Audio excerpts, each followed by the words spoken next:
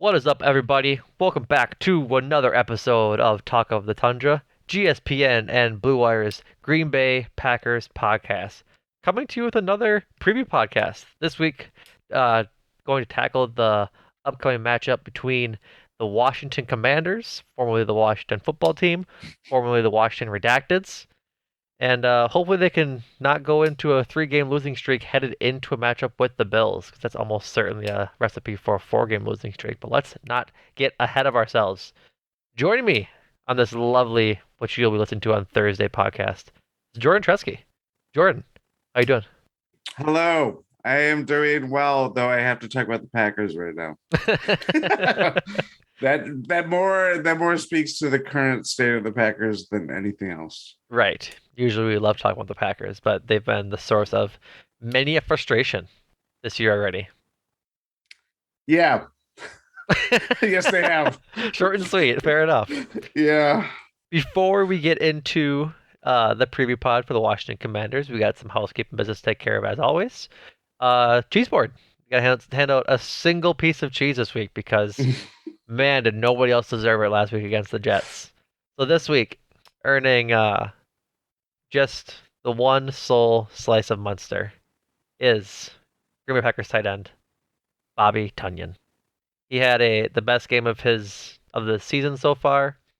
10 catches on 12 targets, 90 yards. Was getting pretty much anything he wanted um, all game, and they Mhm. couldn't stop throwing to him, it seems. So, all in all, a good week for Mr. Tunyon. Jordan, what do you think of Bobby? Big Bob. Big Bob. Um, yeah, I mean, if there was such a thing as a safety valve, Bob Tonyan was that last week. I mean, he was the only thing that was really driving the Packers offense for at least what 2.5 quarters. There's some drives late in the game, but yeah, I mean, he was just kind of exactly what they needed someone to be, and he took advantage of a lot of space around him, in part because the Jets kept sending a lot of pressure and interesting blitzes and things that obviously threw off the Packers O line and put them off kilter.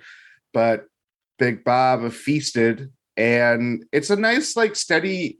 I feel like there'll be games where it kind of ebbs and flows, but I feel like post injury that I mean it's obviously his best game post injury, but I feel like it's more of last week they obviously fell into it, but I think there'll be more of a design to feature Tanyan even more because they need downfield threats, and he is very good at making hard catches in tight windows and getting off the line with good speed and just kind of, I don't know, taking advantage of, I guess, mismatches defensively for the Packers. Hmm. Yeah, he's definitely been in previous years before his ACL injury a really good target that isn't a wide receiver, which sounds weird to say, but he's always Mm-hmm. been a wide receiver tight end as opposed to like the typical or typical tight end like you'd see with like Mercedes Lewis Yes. or I can't think of any other apparently just normal blocking tight ends right now. Austin Hooper is like another one that comes to mind. He's more of a blocking tight end now than he's a receiving tight end. Mm-hmm.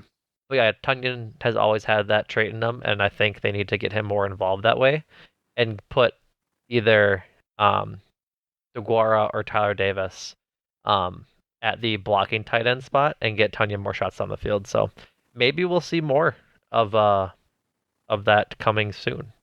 That'd be ideal. Be ideal. It'd be very ideal considering just the state of things. Yes. So after 6 games, not a whole lot has changed on the cheese board from last week, given that Bobby was the only one receiving one. So with 4 cheeses is Aaron Jones and Rashawn Gary. Preston Smith has 3. The following players have 2: Aaron Rodgers, AJ Dillon, Devondre Campbell, Elton Jenkins, Jair Alexander, Kenny Clark, Keyshawn Nixon, Pat O'Donnell, Quay Walker, and Romeo Dobbs. And the following players have 1: Al Lazard, Eric Stokes, Darnell Savage, Jaron Reed, John Runyon, Mason Crosby, Randall Cobb, Russell Douglas, Rudy Ford, Sammy Watkins, and Bobby Tunyon. So hopefully Welcome to the board. all good on the board. Let's add a whole bunch of cheeses there. Let's have a cheese party. Hopefully this week against the Commanders. Mm-hmm. Cheese party sounds like it should be one of those cursed websites, but I assure you we're just trying to have a good time with a lot of dairy. So, general vibes from the Jets game, Jordan. Obviously, we spoke with Ty, or I spoke with Ty on Sunday about just the general disarray of the game and what it looked like. But you had talked about pre-pod how we hadn't had a loss that felt quite like this one in some time. Yes. You reminded me too that this is the first 2-game losing spell streak, whatever you want to call it, under Matt LaFleur. Regular season, as I just Regular remember that season, they lost to the Lions week 17, 18 and last year, then and then lost. lost. Yeah, But in the regular season, they hadn't lost back to back in the Matt LaFleur era. yeah. Which is, first of all, kudos. Right. That's pretty impressive. But also, again, just a sign of where things have been building up, and just the kind of frustration mounting, and certainly they just haven't played a complete game, whether it's been even in wins, even against inferior opponents, or teams that don't look that great on paper and are suffering injuries, like a certain Washington team that is coming to Green Bay. Like, nothing is guaranteed for them, for the Packers at this moment at all.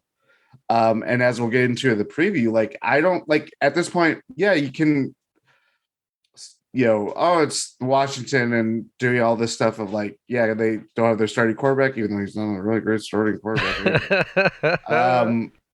And just this general state of a team that is literally having 30 owners trying to push up their own owner. Yeah. And that doesn't matter right now because the Packers are just in a very again, we are dealing with lofty expectations. Mm-hmm. So it's not as bad as if you were the Washington Commanders and following them.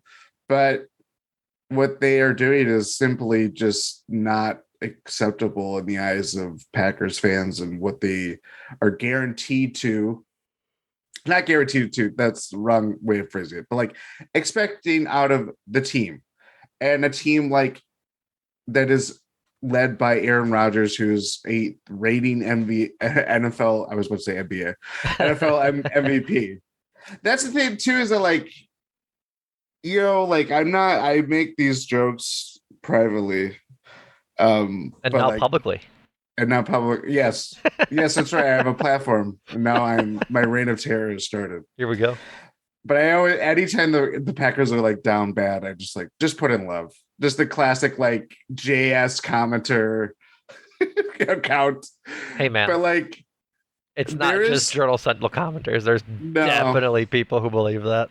yeah, but there is just something about like when Aaron Rodgers is the face of your team and he's your starting quarterback, expectations are placed at the highest regard, Right.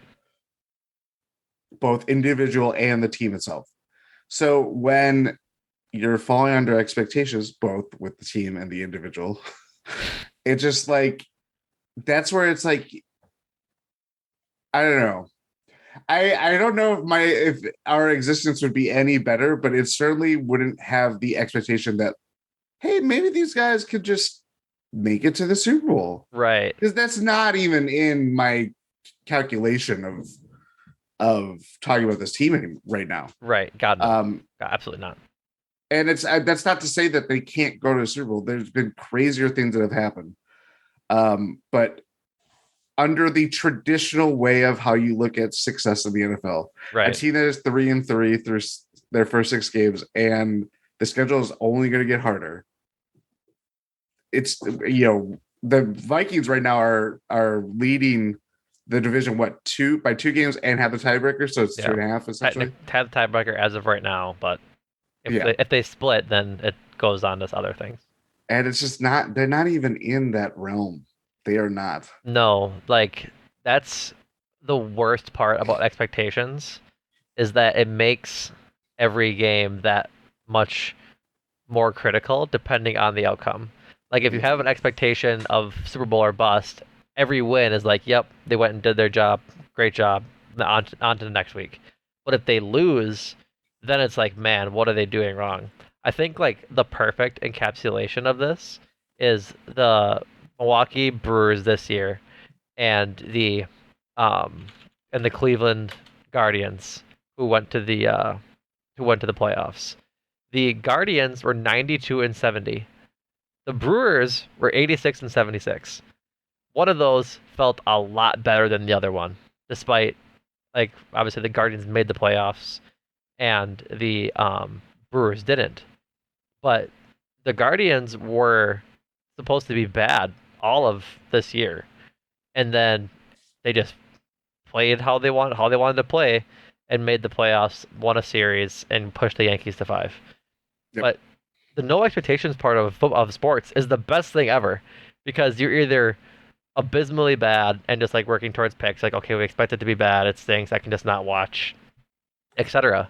But once you have expectations, you're going to be tuned in because you want to see all the great plays and things like that. But when those expectations fall short, this is where we are right now as a fandom, and we're falling short in a time when we need to be exceeding because if we aren't going to Super Bowls and making playoffs with this contract Rodgers is under, then what are we doing? And that's kind of Mm-hmm. where I think a lot of the fan base is right now. Yeah, that's again. This is like none of their problems, especially offensively, were not. It wasn't like it didn't. It doesn't come as a surprise when you Right. move on from Devontae Adams, but it's just like there's something about being hit over the head with it, like incessantly. And Like a Aaron Tom and Rodgers, Jerry cartoon. yes, and Aaron Rodgers, like there's obviously been a shift of like how he is played and the need of like it, the bad habits of the end of the McCarthy era, and Yeah. even really these things always existed when they were successful and they went to the Super Bowl and they were going deep in the playoffs, but it was still like it could still occur and it'd still be a frustration even though those things were happening. Right. And now, yeah, their wide receiver core and their passing um you know uh targets are not what they used to be. They are, for whatever reason, playing the best defense against their own top five running back in Aaron Jones, which is just Yeah. maddening as hell. And AJ Dillon, like, it's not been a great year for him for whatever reason that he just can't get through. I think there's also just the expectation of if he's on the field, they're going to hand him the ball. Like there is not like I have no stat to back that up. This is just like an eye test, like gut thing. But I just feel like he is not be used any clever amount of ways that that makes defense think like, oh, they're gonna like maybe like throw in a pass here or two. It's just he's very much like, okay, you're gonna run up the gut and let's try to manufacture 3 or 4 yards. Right. I think part of that too is just overall usage and like when they're using them. I think AJ Dillon's still good. He's having a rough stretch of games. I think the bigger problem is that they're not utilizing the run game as best they could. And if they do that Yes. better, he will start to pick up and be a bigger part of the offense. They haven't been using the running backs as much as they should, and I think that is why we're seeing a down AJ Dillon year. Like he went from I forget what pod I talked on it about, but his usage or his target share of the receiving targets going from week one to I think it was against the Giants. It was last week, right? Yeah, like going into last week Yeah. was going down all the way, and then against the Giants in London, he It got was zero zero. zero percent of the target share It of the started at receptions. 50% that Vikings game and then went to zero. Like, Right. which is not that's 5 games. Yeah, and That's kind of stunning. right, exactly, and I think that's a lot of the reason why they're why he's having a down season. They haven't figured out perfectly how to use him yet, along with along with Aaron Jones. And once they figure out the best way to maximize both running backs to work in harmony in the offense, they'll be just fine. That is hoping that they end up doing it this season. Which is becoming a fair question. I mean, we talked about last week. We're now at the or 1/3 mark, Yeah, past it we're past it. because and 3-3. It's just, I mean, and nothing. It's beyond the record and beyond just watching how these games have been unfolded, especially after last week. Just like nothing is cutting it, and it just makes it between the kind of back and forth of simplifying the offense. Let's get the ball back to Aaron Jones and AJ Dillon. This is what we do best. And all the stuff on defense where it's like Joe Right. Barry, let's, do something different. Right. And they made a concerted effort to do that at the start of last week's game. Granted, the defense did everything that they could to keep them in that game until, the wheels fell off. But like, Right. there's just nothing in sync. There's no consistency. The consistency is their consistency, as the saying goes. And it's just like, it's not, there's parts of it that are not surprising. And there are parts of it that are just like, if you can't figure out where your team is and like what you feel like is worth salvaging at this point, because that's what we're talking about, Right. it's going to get dicey. And it's already pretty dicey, but It's like, already pretty dicey. it's going to get like, there's not an easy solution coming to this team anytime soon. No, not at all. Yeah. On that note, On that note, I don't got too much else to say about the Jets game. I'm looking to hopefully not to think about the New York Jets for a very long time. mm, Um, moving on to this upcoming game. Before we get there, though, let's talk about they signed a practice squad member, wide receiver Kawan Baker, who is a mm. certified athlete for the I thought you were about relative. to say he's like a certified EMT or something. No, for the according to Kent Lee Platt. Yeah, Kent Lee Platt. I think he's the guy that does all the RAS stuff for Mm, stuff. I think that's him. But he that tweeted sounds kind of right. last year for for Kwan Baker's relative athletic score was a 9.08, which was the 232nd ranked receiver out of 2,500 receivers from 87 to 2021. So pretty darn good. He's really fast in a straight line. His agility grade was very poor, but he's very very fast. So, He had a 4.45 40-yard dash. So that's golly. fast. So the idea is that Randall Cobb, Sammy Watkins, and Christian Watson are all currently injured. Sammy Watkins just got activated off of IR today, Wednesday, that is. So he's got, I think, 3 weeks or 21 days from today to be activated to the roster, or to play, I think is the proper term. Yeah. Otherwise, I forget what happens, but they have 21 days to play him. Mm, And so uh, that would seem like they're probably going to send Christian Watson to IR if they're bringing him off. That'd be probably the smart thing to do. yeah. But they signed Quan Baker to the practice squad, who just finished serving a 6-game suspension for a performance-enhancing substance policy violation. He was drafted by the Saints last year in the 7th round, and was suspended obviously for 6 games. And then once his suspension was served, the Saints cut him. Mm, The um, Quan Baker in college did a lot of good things. He went to Southern Alabama, so like take it with a couple grains of salt thinking about his competition. But he had 126 receptions for 1,800 yards and 16 touchdowns through the air, and then had 92 carries, 11 touchdowns, and 376 yards rushing the ball. And then this is where the interesting part is: 29 kickoffs for 543 yards, which, mm. if I'm taking context into all of this, I didn't say it's an average of 18 yards per kickoff. Um, Yeah. maybe Amari Rogers might be gone. At this Like, point, they might need him to play. right. But they can't put Winfrey on the practice squad anymore. I think they have to That is true. They have they to elevate him they elevated permanently. him. Yeah, they elevated him 3 times, so I think he's now on the roster. Mm. And with Amari Rogers' shrinking role, I'd imagine sort of a timeline is they're going to see how uh, Kawan Baker does in practice, returning kicks and doing the special teams kind of stuff. And then if Amari continues to disappoint, move on from Amari and possibly call up Kawan Baker. But that's just my fan theory per se. I mean, at this point, like, what is his name? The Ture, Samari Yeah, Ture. Samar Toure. Like they need help as much as they can get with their own roster. So Right.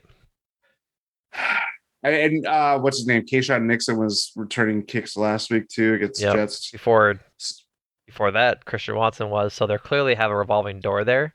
Yeah, that's right. It was 2 straight weeks of Yep. different kick returns. I So yeah, like Go ahead. they are definitely targeting something. Yeah, they Um, understand that this is an issue. yes, and circumstances are forcing their hand even more that Amari Rogers is going to have a future role. And if he Yeah. doesn't, then it's like, well, if you're not going to play him for this, like, what are you doing? Then what are we doing? Yeah. They also signed, and I feel like that's why he sounds familiar. They signed Ennis Gaines to the practice squad this week as well. Yes. And I was like, why does the name sound familiar? Because he's with the Packers, Yeah. uh, way Last back year. last year. Yeah. So we'll see if that does anything for him, but um, I think that Kawan Baker signing is interesting. I Mm-hmm. don't think he'll have a real role, but I could see it becoming a talking point if Amari just doesn't do anything significant in the next couple weeks. Absolutely. Um, but now looking ahead to the Washington Commanders, they are without Carson Wentz. They announced that early this week. I think it was Monday or Tuesday right away that he would In not part be. because they had the Thursday game too, right? Yes, that is correct. They played that abysmal game against the Bears last Thursday, and so this Ugh. was probably they had some days to see, which Carson did play. He has a right finger injury. So the starting quarterback is going to be Taylor Heinicke, who admittedly had a pretty decent game against the Packers last year. The Packers last year played the Washington football team at the time, and Taylor Heinicke had 268 yards on 25 completions with 37 attempts, one touchdown, one interception, took 4 sacks, which is not ideal. No. And then the biggest thing, which I think is going to be another issue that the Packers are going to have to navigate this year, is 10 rushing attempts for 95 yards. Like He the can do it. He can do it on the ground. the rushing quarterback has always given me nightmares this when it comes to the Green Bay Packers. And I wouldn't Dating back even to Michael Vick when he just tore Lambeau Field asunder. yeah. But let's go through the injury report a little bit. A little longer for the Commanders than it is for the Packers. Um, David Bakhtiari and Elton Jenkins, as per usual, on the injury report, both were limited in participation.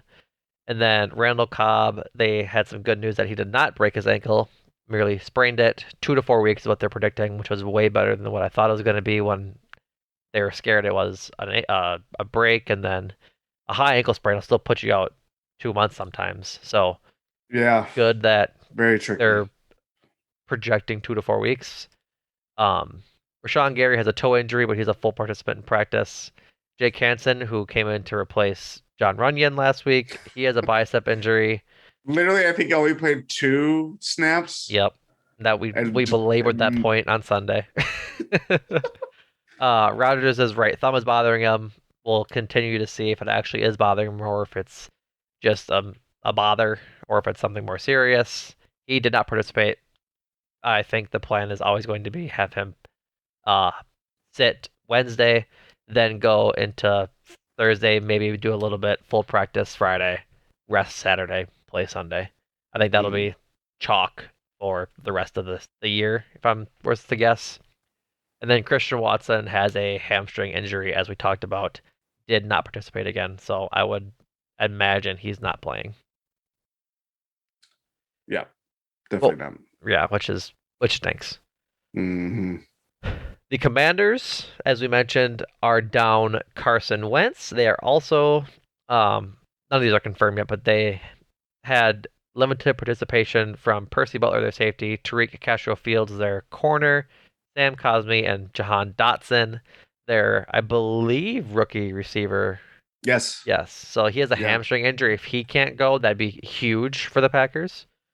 Um, but I don't think I've seen anything too definitive if he's going to be playing or not.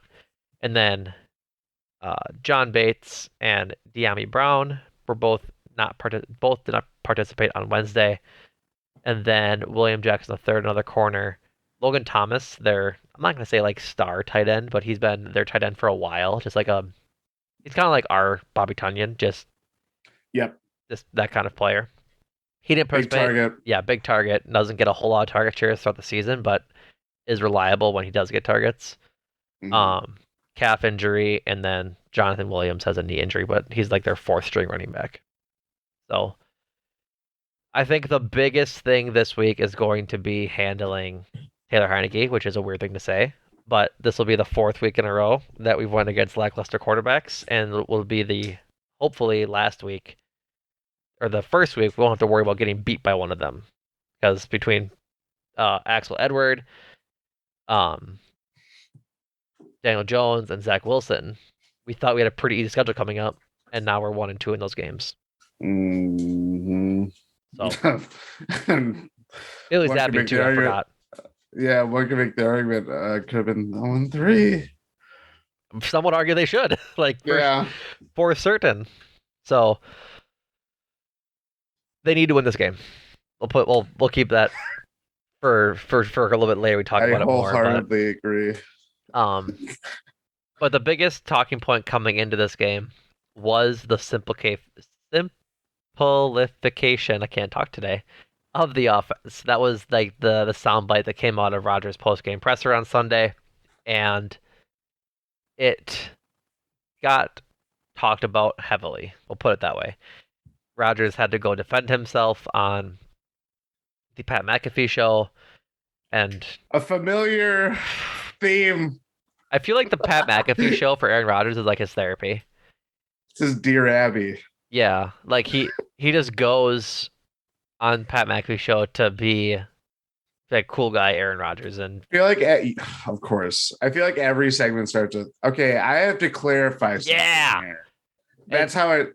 Let me keep this. this is my biggest pet peeve, and I'm sorry, listeners, for the tangent I'm about to go on. I'll keep it short though. Let's go. Let's I do it. cannot effing stand Aaron Rodgers' is beef or pseudo beef with the media. I watched a little bit of that of like the Rodgers interview on the McAfee show, and he started it with like the most like turn your nose just comment about the media. It was talking about how well this didn't get circulated in headlines by the media, but and he talked about how his lead into the simplification of the offense was that he was praising the coaches for how much hard work they do and all the work that they do to make the offense and defense schemes every week. He's like, that didn't get talked about. It's like, well, no, fucking Rodgers. Of course it didn't get talked about because that happens on every freaking team. Every team doesn't have a quarterback, a back-to-back MVP, Super Bowl winning quarterback, talking about how they need to simplify an offense and just saying that the other players can't go do it. So that's I'm sick of Rodgers like being mad at the Packers beat reporters. The Packers have some really good beat reporters. Like I maybe it's just me being ignorant, but I couldn't tell you of another team that has legitimately like really five, six good beat reporters that are as dedicated and as good as what they do that provide different insights to fans than the Packers do. Like Hmm. obviously Rob Dombrowski gets a lot of the big like trade stuff from the acquisitions because he's from ESPN. Um, Andy Herman with the Blue Wire Pack a Day Blue Wire podcast does a lot of great breakdowns. So does Pete Bukowski. Um, Bill Huber has been like boots on the ground reporter, getting really nice scoops and being there talking about insights into offense, defense, and scheme a lot for the past decade and a half. Like they have a lot of good reporters, Yeah, a and lot of different Rogers, outlets too, right? Like it's which not is just not ESPN. easy, It's a lot of different outlets, including GSPN. including GSPN. um, and it's just like it's annoying that that's what he decides to talk about. And maybe he doesn't mean Packers media when he says media, but that's who gives those quotes. That's who's And there that's who's every reporting day. it to Twitter. Like they tweet it, the aggregator picks it up. That doesn't mean he's mad at the aggregator. He's mad at like if that's what he's gonna get mad at, he's getting mad at the source, which is The people. substance. Great. And so it's just annoying. I'm sick of it. He's done it, been doing it for years now. I don't know about you, but I like my media to wear cut off black shirts and standing up while interviewing and weird Pittsburgh accents that I don't understand happen incessantly. Yeah. That's my thoughts on the Pat McAfee show. Yeah. Listen, I like I don't mind Pat McAfee show. I think he has a certain amount of access that allows him to get interviews and get stuff out of people that you wouldn't normally get out of athletes because he was one of them. That being said, um, And he's charismatic as hell. I was, very charismatic. yes. That being said, he's this is a very, very, very far. I guess not really. I won't even go there. He he just knows how to talk to players, and he kind of gives them a leash on stuff. But he's not afraid to poke them once in a while either. So, but getting back to the simplification of the offense, here's what Rogers had to say. Um, Expanding on that comment, here's what he had to say on the Pat McAfee show. It is a little long, so bear with me. Quote, at the heart, it is execution, Rogers said. The most important thing is executing the plan and scoring points.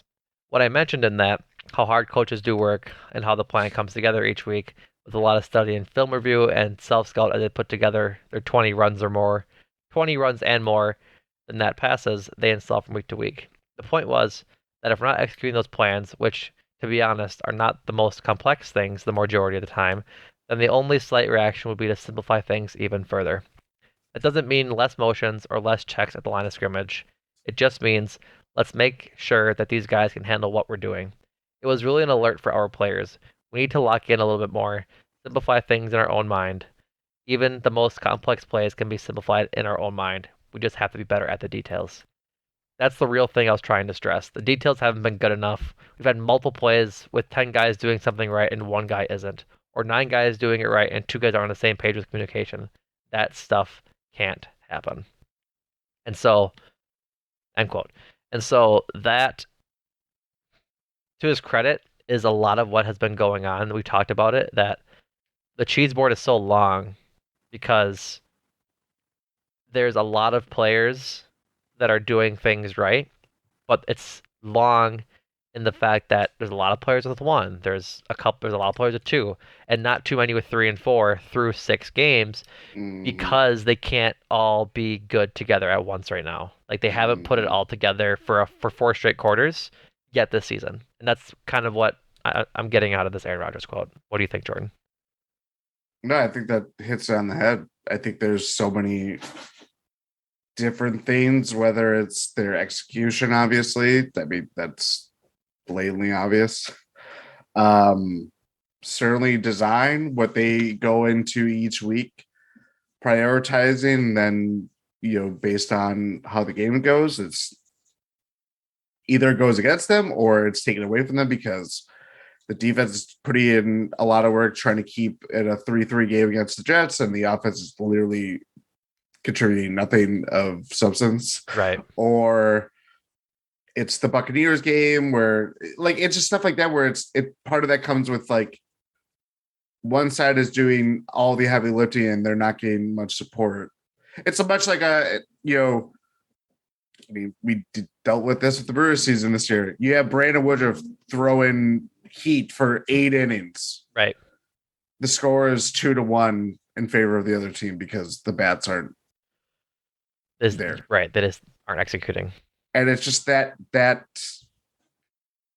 thing that it's whether you call it chemistry or just being synced, the things that just kind of came to the Packers very naturally under LaFleur, even dating back to the first year. Mm-hmm. And that wasn't like again, we've talked about it on the pod too, like that wasn't like a peachy year, but like something's going right when you're going 13-3 and the defense is making plays and doing things to disrupt offenses, and you're just getting by with a little bit of what you can between Aaron Rodgers, Aaron Jones, Devontae Adams, who names it, before this year, or who name it, you name it.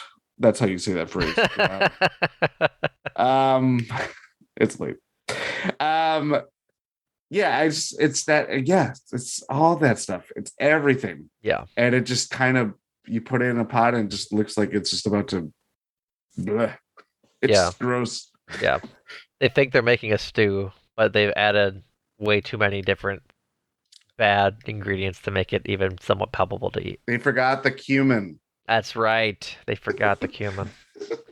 Um, Talking about simplifying the offense, and I guess yeah, they need to get. We've said it so many times. I'm gonna get sick of talking about it.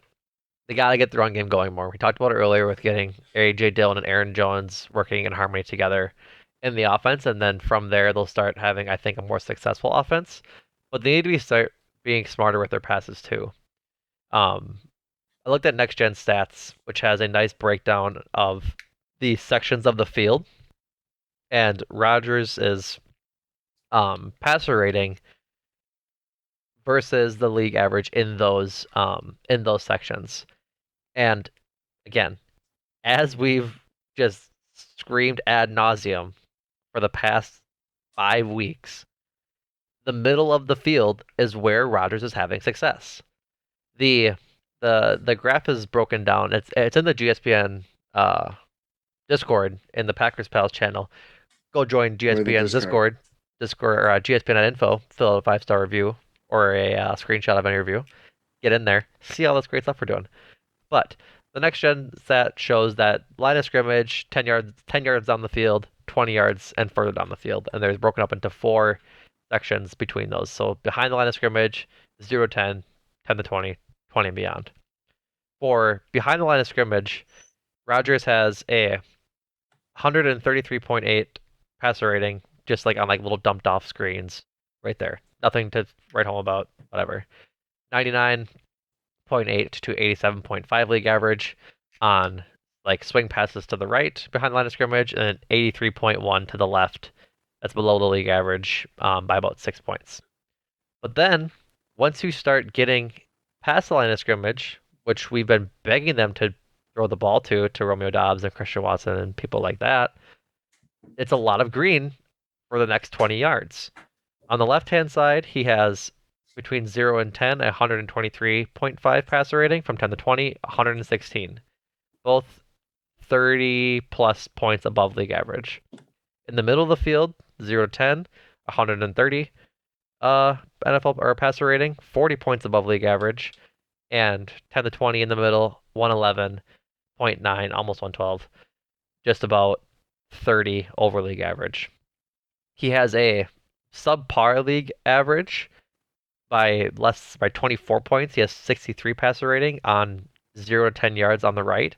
Think of the Patriots pick six play where that's where he threw it. That's this section, which Rodgers said he doesn't like throwing over there anyways. Mm-hmm. And then 10 to 20 on that side, it goes back up to 113.4, just about 30, 40 points above league average. So this 0 to 20 yards down the field, Rodgers is doing very well, but they're not doing it often, it feels like. They need to get Lazard, Dobbs, anybody going into the middle of the field more on slants and crossing routes to make life easier on Rodgers because we see he can do it. Well, the thing too, I mean, this is all wrapped up in one. We talked about it. There was a stat, maybe it probably would have been after the Patriots game.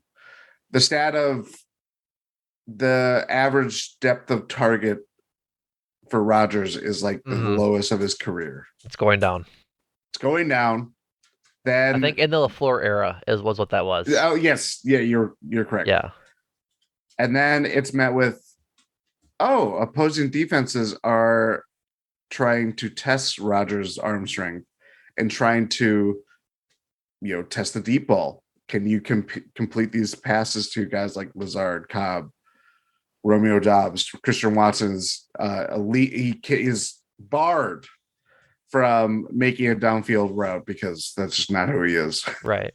um, so it goes from, okay, so your targets are always behind the line of scrimmage, in part because they just want to get the ball to their best players. Yeah. And It, normally that would be Aaron Jones and AJ Dillon. right. And now defenses are looking at that as, well, they're not using this part of the field. Let's prevent the deep ball. Let's prevent these explosive plays, these big time plays that normally you would say you cannot allow at all costs. And now they're looking at the Packers like, well, Right. what are they really going to test us with? Right. Exactly. And to your point of protecting the deep ball, Rodgers is having an abysmal year in deep. Like we've talked about this and talked about this and talked about this, but it wasn't really like put into that much significant weight until I saw this graphic.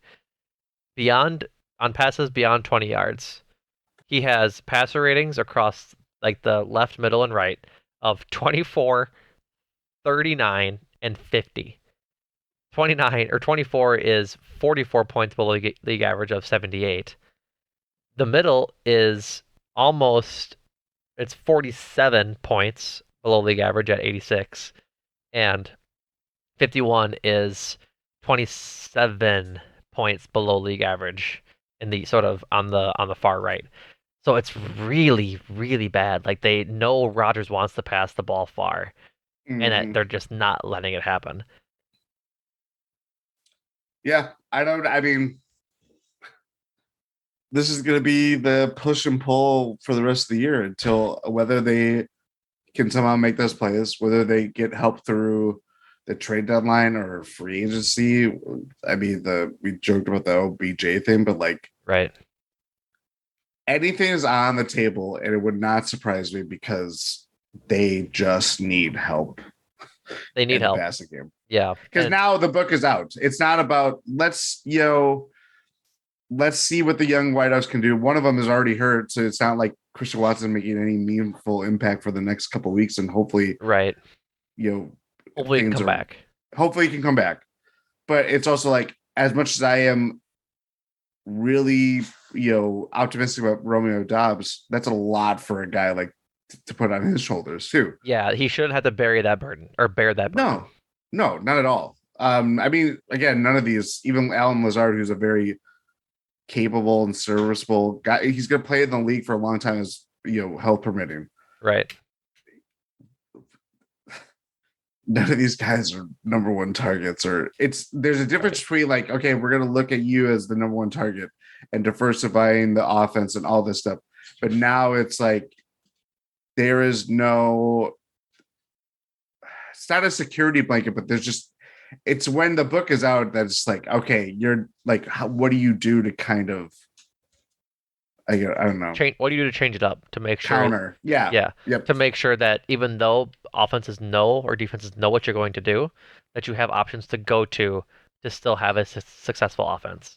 Mm-hmm. Like, it's not to the point that we've had LaFleur for his fourth year now as head coach. Yeah. To where teams just know what he's going to run. It's just that it's operating differently because of that loss of Devontae. But it shouldn't be operating that much differently in the fact that they've had the entire offseason to plan around this. They had opportunities to change and really haven't. And that's where it is frustrating.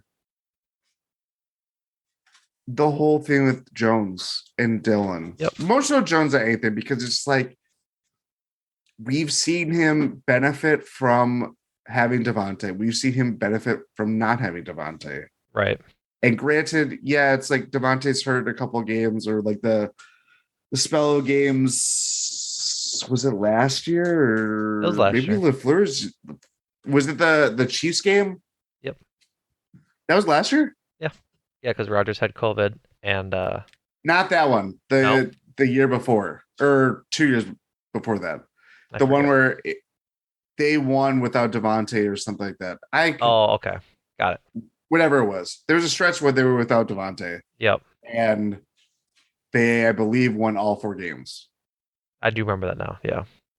And it's like, and again, their offense that year was not that great. It was subpar by what we came to expect, and with Aaron Rodgers on the team. And Right. part of the reason why they went after Jordan Love in the draft. Um, but like, it's just stuff like that where it's like you made a concerted effort to be like, our team is going to win through the run, and you're veering away from that from your most dynamic player. Yep. Aaron Jones is their most dynamic player, Yep. and for whatever reason, they just continuously just make him an afterthought, and it is hurting them. Yeah. Absolutely. So we'll see this week coming up how that works. A lot of the, I guess, I don't want to say a lot of the, we'll say, I'm not gonna say blame, but a good part of the reason they look so bad is the offensive line can't sustain blocking, and players are missing Yes. obvious communication cues and blocks, and that's why Rodgers doesn't have time to pass, or they can't find holes in the run game, etc. So let's talk about the Commanders a little bit. We'll start with their defense, sort of leading from that talk about the offensive line. The Washington Commanders defense is apparently a little good. At least their front seven, because holy freaking moly, Jordan and I are looking pre-pod. They have 15 sacks from their defensive linemen, which is absolutely insane. Like they are getting home to quarterbacks, even with no Chase Young, which is the craziest part, who's out with an ACL injury currently. But um, I'm gonna mess up his name. It's Montez Sweet, right? Or Montez Sweat. Montez Sweat. There we go. I always want to say Sweet. I feel like Montez Sweet is my R&B artist alter ego. yes, Montez Sweat is a stud, and then Jonathan Allen also a stud. But right now they are Yes. leading. They have 3.5 sacks from Darren Payne, 3.5 sacks from Jonathan Allen, uh, 3 sacks from Fa Olbada, 3 from Montez Sweat. Then they have 2 more from James Smith Williams, and that amounts to 15. Like that's a lot of pressure. Not to mention they have 3 more coming from Jamin Davis. That's a lot of pressure. And if they're getting home with this front line, they are going to have a tough time if the offensive line continues operating as it has these last couple weeks. Yeah, it is concerning. Um, I don't know. I'm already at a loss for words. In part because it's like I felt like we were out of the woods with like where the line was maybe like 2 weeks ago, basically going into the Giants game. Yeah. And maybe it was just the days, but those are the games that you play on. But it was just like I don't. It just it's not even one step forward, 2 steps back. This is like what the hell is Yeah. happening? And again, as we talked about Jake Hansen, plays 2 plays, gets immediately hurt, and it's like who is going to be to put this all together? Yep. Um, yeah, and that's again, that's another thing that's like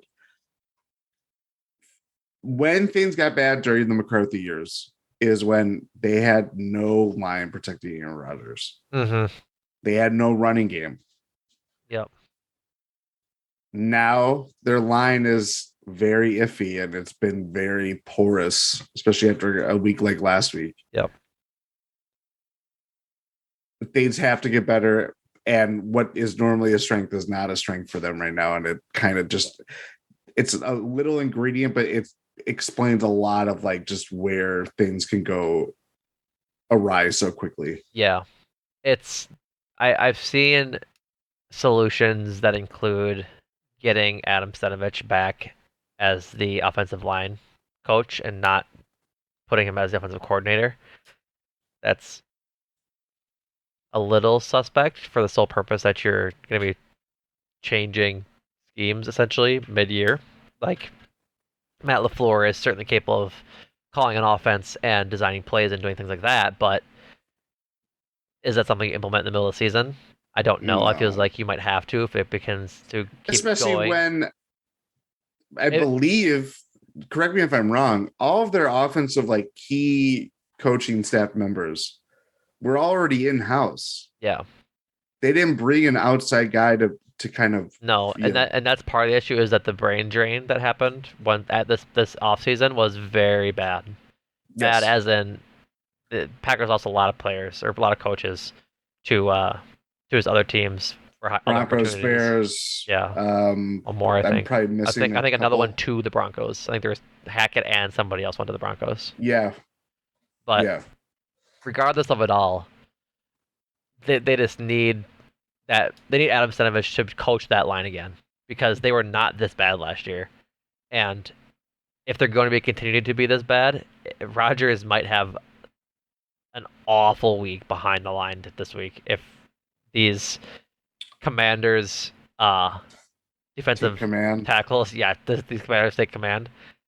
If take command of the line and the trench and just wreak havoc on this game. Like that I think that's very much a possibility. I could see fans getting into it too. Like if they're just teeing off on Rodgers every play, the fans are gonna love it, and it's gonna make it that much harder in Washington to put some Is it in momentum Washington together. or Green It Bay? is. This is the first of a three-game road stretch. Oh, that. Oh God, I mistakenly said Green Bay, and I. Yeah, it's tough.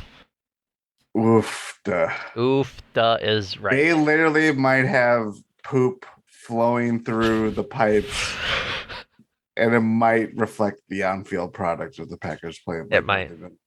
So it's gonna be big from the offensive line. I think that Opening drive, we'll know from the opening drive, yeah, opening offensive drive, depending on yeah, I think depending because on how well they plan their first 20 plays or their first however many they plan, I think we'll know just how much this offensive line is going to stack up against this defensive line by the end of the first quarter. yeah, yes, And I think that'll because and hopefully they can make last week changes. did not last week did not go well Right. from the jump. hmm So yeah, defense is going to be very interesting this week for the uh for the Commanders. But let's go on and look at their offense. Like we mentioned earlier, Carson Wentz is out. Taylor Heinicke is in. Heinicke had some success, quote unquote. We'll call it a good game against them last year, as we talked about. But the biggest part of their offense is their specialists, led by Terry McLaurin, Scary Terry, their rookie Jahan Dotson, who's having a good year so far, and Curtis Samuel, who's had a sort of resurgence with them. He's gotten a few Mhm. touchdowns this year, been pretty decent yardage wise and reception wise. Like they have a legitimate um top three wide receivers essentially. If I'm not mistaken, I'm just trying to look it up here. Um, Curtis Samuel, like I said, was having that kind of bounce back year after being injured for a lot of his early part of his career. He Yep. he has 34 catches for almost 300 yards on 50 targets and two touchdowns, which is pretty good for him. I think he was with Washington for the better part of his. Oh no, he was with Carolina. Carolina. This is his second year in I think Washington. that goes back to when Rivera was there I think so. too. But he was on IR his rookie year, inactive his first couple years or first couple games of 2018. Played a couple good seasons in a row in 1920, but then had a injury plagued last year. So it's nice to see him healthy and doing things. But that's three dynamic wide receivers that Tyler Heinicke will be able to throw to, and I think it's going to be again it's important every week, but important to keep their number one, Scary Terry, in check because he has the ability to be the difference maker in games. Yeah, I mean, not even just that. Their rookie running back, Brian Robinson, coming back from being shot Yeah, in in preseason 6 weeks he came back, or and playing a 4 or 5 football weeks. game, which is ridiculous, but like was key to them beating the Bears last week There too. he that like NFL players and like it's the meme that like yeah I'm built different. NFL players are built different. Very different. Like Very different. yeah, so I would kudos to not be Brian able to do it.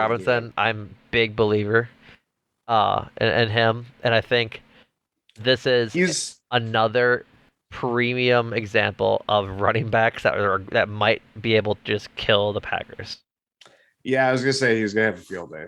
I already Yeah, he's gonna be I'm not so looking forward to it. frustrating. Between Brian Robinson and Antonio Gibson, like Antonio Gibson and J.D. McKissick for that matter, um, Gibson has kind of taken a back seat for some reason. Like Ron Rivera must have some sort of beef with him because they like regulated him to receiving punts when Brian Robinson was healthy in the preseason and J.D. McKissick was the backup. But like that, it's not a three-headed monster, but like it's a adolescent version of the three-headed dog from Harry Potter 1, from the Sorcerer's Yes. Stone. It's not the big it's not the big scary one where you're like actually scary when it's not a puppy.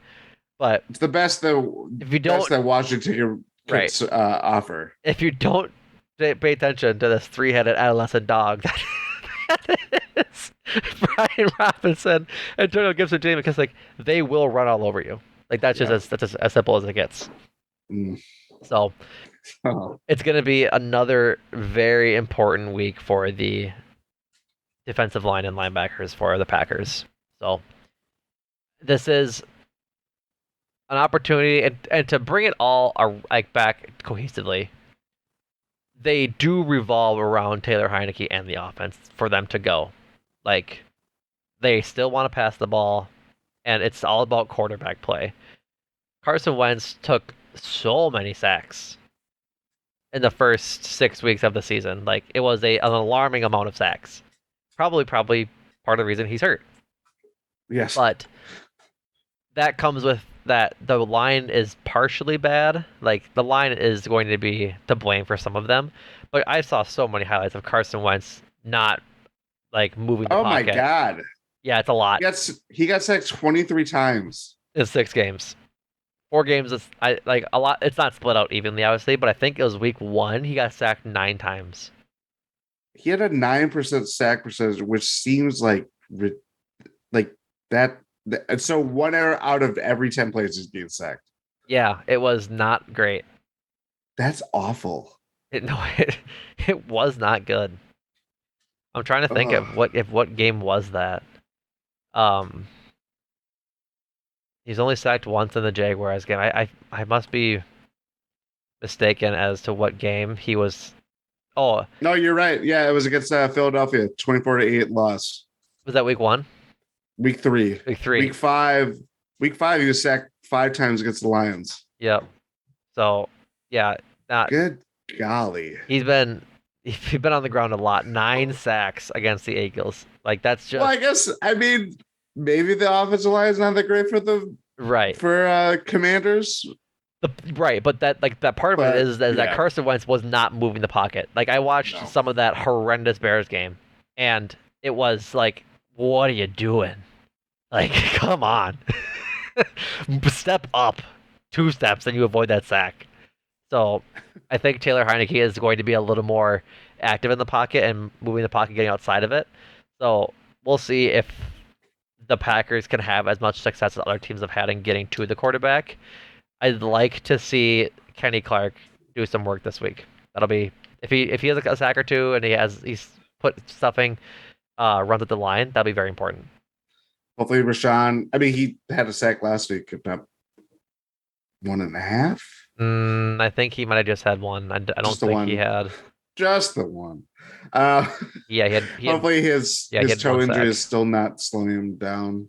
Hopefully, Um, as I see Kingsley Ngabari, yep. right, get And his first NFL sack. yeah, which was nice. It was nice to see him. He didn't play. I think he played like 11 snaps, so effective in his 11 snaps, getting one Yeah. sack. But we still need to see the stars. Devondre Campbell, who's not rushing very often, but No. Campbell, um, Rashawn Gary, Preston Smith get home to the quarterback. Yeah. And hey, they had a couple of secondary blitzes last week. They got Yes, they burned did. on one, but at Yes, least they they did. did. Like the result isn't a reason to change the process. Do or do not. There is no There is try. no try. Oh, Jordan, the Star Wars reference. It is. I love it. I simply love it. Um, What anything is else? Star Wars? No. Don't even go there. Shut up, Rohan. I wonder if Rohan has seen Star Wars. I don't think he has. We've had this I conversation. doubt it. I really doubt it, I don't think actually. he has. I think he's seen 2 out of 6, and he'll fill us in on what movies those are. Yeah. Anybody else? Anything else you want to talk about, sort of game wise, before we get to players/coaches to watch and score predictions? No, let's get into what to watch for with this What to watch Packers team. for? Remember? Do you remember the old ESPN? Like they would go from, they'd come back from break. It's like, well, I'll say late night because I want to watch Sports Center. It's like 8:56, 8:57, and they do what to watch for, and they did like three things, like what to watch for the next day in sports. Oh yeah, yeah, yeah, Yeah, yeah, yeah, that was one of my. Then it was like, all right, I don't care what tomorrow's stuff is. Show me top 10. Show me top 10. yeah, yeah. So, who are you looking for this week, Jordan? I put players/coaches in case you wanted to do anything scheme wise, but oh boy, we're picking up the mic right to the mouth. Aaron Jones, feed him, please. Do everything possible to get him the ball. Stop making a mockery of my time and fellow Packer fans' time by not giving him the ball. My dog is getting frustrated. That's how much Yeah, of it a sounded like you didn't like your whispers. That was a little how much ASMR of for a you folks. exactly. Sorry in advance if you or that's not even in advance after fact. I just please, please just do things. It doesn't even have to be good. He could be just pummeled at the line of Well, let's scrimmage. not say pummeled. Let's keep him healthy. Pummeled but upright. How about stuffed? Stuffs, yes. Like an Oreo. Let's just get him the ball and let's be productive and give the ball to your best player. He's Yes, not. He's Aaron Rodgers is not even the best Aaron on his team. that's right. Wow, that was a lot for a player to watch. Stuffed like an Oreo. Um, I think for me, I'm trying to think of who I like, what really matters to this game. And I think for me, it's going to be an offensive line. I don't have a single one because like they all need It's to work together as a unit because that was part of the reason they failed last week is that like John Runyon Jr. wasn't communicating with um Josh Royce Myers. Newman, What who's Jake Myers? My mistake as to who their center. Josh, Yeah, Josh. Josh. I'm gonna look it up because I feel like I'm getting it I wrong. think it's Josh. It's Jake Hansen, not Josh Hansen. Even Yeah, though I was wanting to say Josh yeah, Hansen when I brought him yeah, up yeah, before. yeah, yeah, yeah. Josh Myers. Okay, phew. There we go. Okay, man, I did. Wow, that was bad. But he was not communicating with Josh Myers and not communicating with Elton Jenkins on simple stunts coming from the defensive line. And so I think the entire unit needs to be communicating in how they're picking up blitzes and picking up the pass rush and the run defense. Otherwise, it's just going to be a repeat of last week, and there's a good chance we could lose. Like that is one of the critical points this week because I believe they are going to commit. I hope they're going to commit, even though I just said that the press conference stuff is kind of smoke and mirrors on Sunday. Like I'm hoping and praying to whatever higher beings there might be that they recognize that this is an inflection point of the season because as we talked about earlier in the season, the schedule is now getting hard after this game. You, It's already hard enough. It's the start of a 3-game road trip, which again, a very new thing in the NFL. yep. But They, yeah, yeah, the opponents get tougher. the schedule itself and the opponents get tougher. After Washington, they go Buffalo, Detroit, Dallas, Tennessee, Philadelphia, Chicago before their bye Oh, week. They have a week 14 bye week. The season might be over by then. that is very true.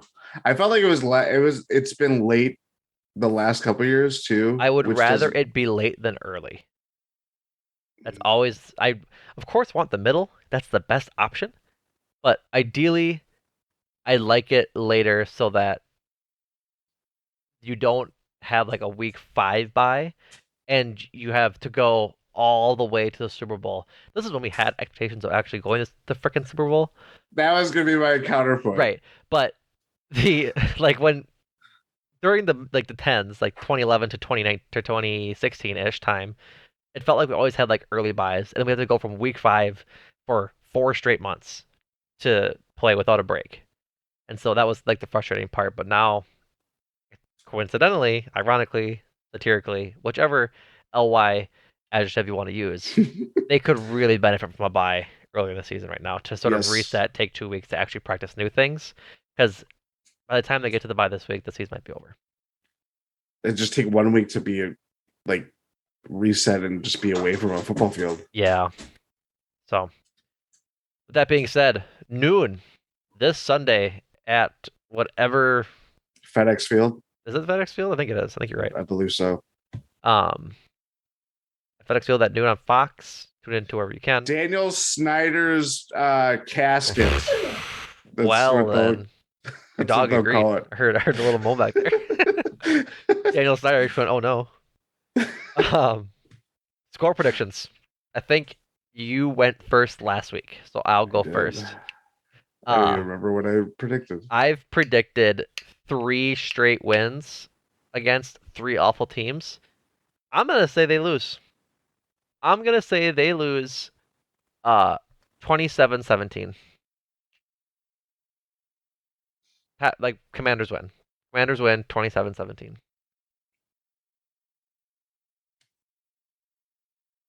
I think it's gonna be uglier than that. Oh God. 1916 What are we doing? That's so many field goals. Commanders, and it's gonna be like Mason Crosby's hitting a 50-year-old or 50-year-old 50-yard field goal in the wind. What? That's gonna be like our You think he bright makes one in spot. the wind? That'll be the bright I'm just spot of saying the that's gonna pod. Oh my, that's or the gonna be. game. Oh my lord, I just think it's I again. My faith in this team has dwindled. That's gone why rapidly down. why I've predicted a loss. There's no sense. I predicted a lot. I predicted wins every week, and we're 3-3. I think it's time that we predicted a loss because They've earned it. I know for sure I'm predicting a loss next week against the Bills. Oh. Yeah, that's you can mark it down That now, this game is folks. the difference between looking at a 2-game losing streak and a 4-game. Yeah, And it's even getting then, who do bad. they play after that? The Lions at Detroit, which is no slouch if they're healthy. Not an easy place to play for the Packers for Hasn't whatever been reason. for the last few years. Like Ugh. it's seemingly they can only usually win at Chicago, but other than that, they've been having problems at U.S. Bank and Ford Field. So we shall see. This team. This team. um. Ugh. All right, folks. That does it for us for this episode of Talk of the Tundra. We will be back with you after Sunday's game against the Commanders. But before we go, a couple things to promote. Buck season. If you're listening to Thursday, season opener tonight against the Philadelphia 76ers. Jordan and Adam and Ty and Rohan did a full look at the NBA, did some over-unders for each team, and then culminated that with an over-under podcast dedicated to the Milwaukee Bucks as they try to go for another NBA Finals championship this year. Talked about some of how the injuries are going to shape up to start the year with Chris being out, with Pat being out, with Joe Ingles being out, and who they're sort of looking for to do some work and put their best foot forward to play into some minutes. Yeah, the trilogy, the season preview trilogy. If you have not checked out any of those parts, please do. They're very fun, and I think it just kind of it helped me a lot in remembering. Oh, that guy's on that team. It's a better who plays for who, whatever that game is on TNT. Right. Yeah. Who he play for? Who he play for? There we go. If you haven't listened to them, listen to them for the sole purpose that Jordan had a incredible change in brand, making hot takes everywhere. Not mistaken, Jordan. Correct me if I'm wrong. Has the Pacers over? Lock it in. That's what I'm doing. It. Yeah. Presented by Masterlock, not an ad. Not an ad. Not an ad. But go check out all that. Ty just did a collaborative pod with Bart Winkler. That was a very fun listen, as well as doing a bunch of the Make Time for This pods. Another one coming up soon. Stay tuned for that on a recent hit TV show on Hulu as a tease for that. It'll come out in the next couple weeks. But other than that, GSPN info to join the Discord. Get in there for the Buck season. There'll be playbacks and things like that. We're presuming. As play actually, yeah. Playback for the season opener. Oh, really? Tomorrow? Yes. There yes. You can watch. We go. Watch Buck Sixers with us. There we go. So hop in the Discord to get that link and join us. They are so much fun. They're just a blast to hang out with the community, hang out with us, and just sort of talk about what's going on in the game.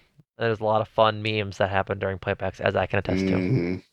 So yeah, it's gonna be different getting back into the basketball playback because it moves a lot faster. It moves a lot faster than baseball. There's not a lot of dead air.